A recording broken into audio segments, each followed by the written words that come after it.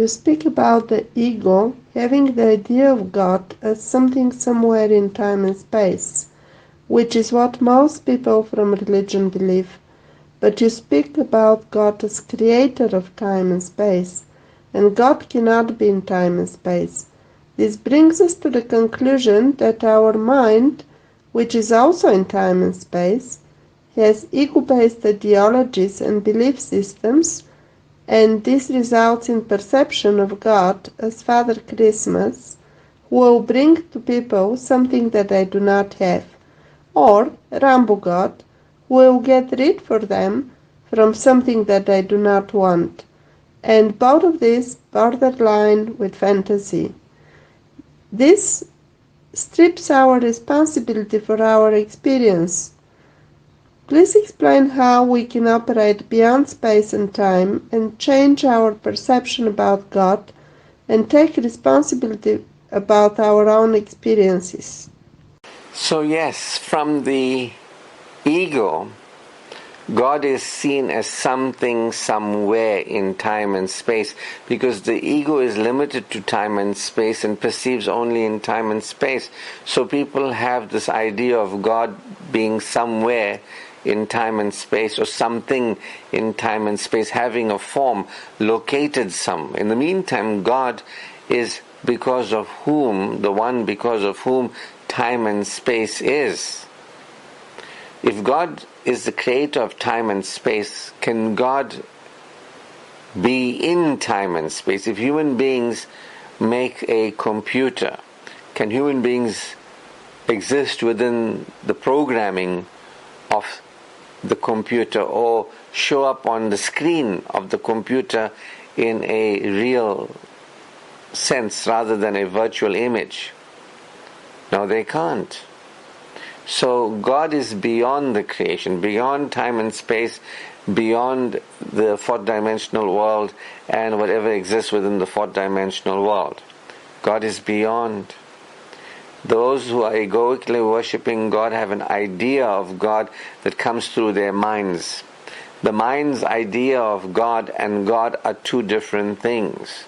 The ego is limited, and so has ideas and ideologies and cultish ideas, as I was saying, belief systems. Beliefs about God is not God. You see?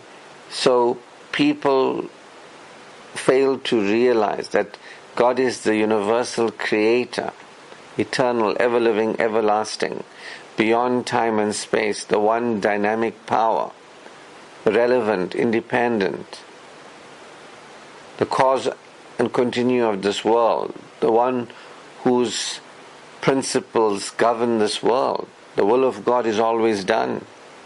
God is beyond the creation, and so people have ideas like something in time and space is God. But how can the creation be the creator? It can't be. The creator is separate from the creation, who is never separate from the creator. So if somebody is, in time and space and is identified, is like we can say we eat food and so on, so that God is beyond these ideas, beyond the apparency, beyond the created world. God is beyond the created world. God is not anywhere in the created world as a form. God doesn't have shape.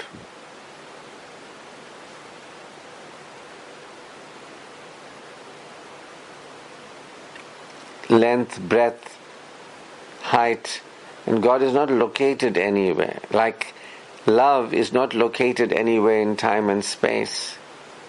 Love doesn't have shape, length, breadth, and height. You can't put it in a bottle. Joy is multidimensional in nature. Faith, high frequency energies, they are beyond matter. And so people have ideas, like the idea that some person is God. That person ate food, hungered, was born, transition at the time of death. God is beyond physical, biochemical, biomechanical, God is the creator of the physical, biomechanical human being. God is not a human being. You understand the power that really created all this that is temporary is supreme, dynamic. It's neither created nor destroyed. It always was and is, and it produced us who are temporary. So these ideas of God is somewhere, somewhen, that we are separate from God, there's us and God. There is only God, because of whom we are. There is no torch and the light beam. And the light beam can't do anything to the torch. It's virtual. We can't do anything to God. We can't do anything in this world. We are effect. But there are people who believe that there's us and God, independent to us and independent God. Somewhere is God, located somewhere. They have an idea of Father Christmas God or Santa Claus God, no different from the child's fantasy, tooth fairy kind of fantasy. And some people have this idea of God as Rambo God. He's going to come and he's going to say, don't worry, I'm here now. You just remain the same. I'm going to fix everything up. You have people thinking that God is something that is going to come to your rescue. And it's going to, without you going through any change or growth or development, without you moving up in frequency, God says, stay the same, we'll sort the world around you, out for you, we'll protect you. In the meantime, it's those who are genuinely submitting, worshipping God, who surrender the ego. They go beyond separation and that role identity I was telling you about early on, the dream identity, the ego identity. The more we submit the constricted ego identity, the more we flow energy. The more we flow energy, feeling more secure, feeling more joyful, open to more inspired satisfaction, and so on and so forth. The more we're operating at a higher level, the more it reflects in our life. So a lot of people might not realize that being a beggar, thinking that Rambo God or Santa Claus is going to come and change your reality, it's releasing that ego belief in need, projecting power out on money, or a love beggar projecting power out on somebody, human beings caring like it's needed. That kind of power projection, I'm needing to feel okay, I'll feel okay when I'm cared for by somebody if I had money, is egoic. That has to be released. We've got to release the ego. Get what I mean? Release these ideas of separation and neediness and trying to avoid feeling bad and trying to feel good and thinking that we've got nothing to do with what's going on in our life. This victim consciousness of I've got nothing to do with this. God, come and help me. I'm a victim of what's going on here.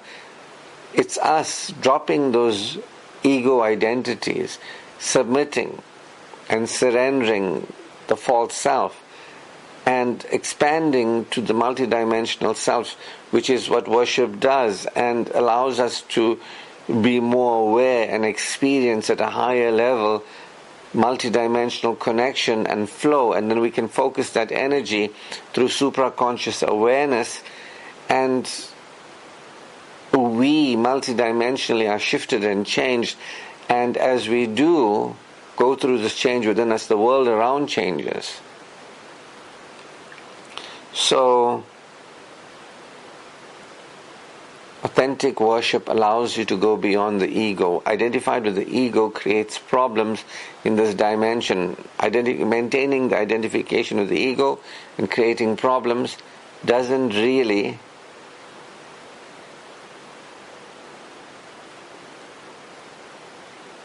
help us. if you remain identified with the belief in need or trying to avoid feeling bad or thinking that you are dissatisfied because of others, that's a child mode of operating, and your world is going to remain the same.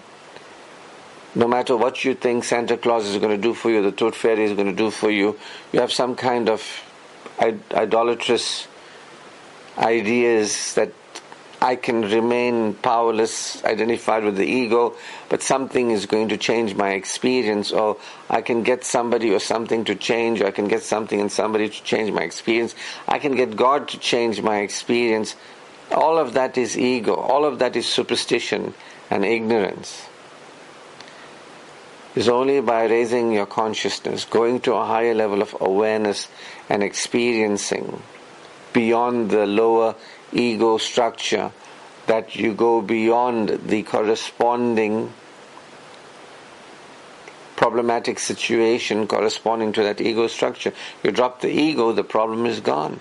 Which means you submit to God and experience assurance and reassurance with God. The more you feel that, the more that reflects in your reality.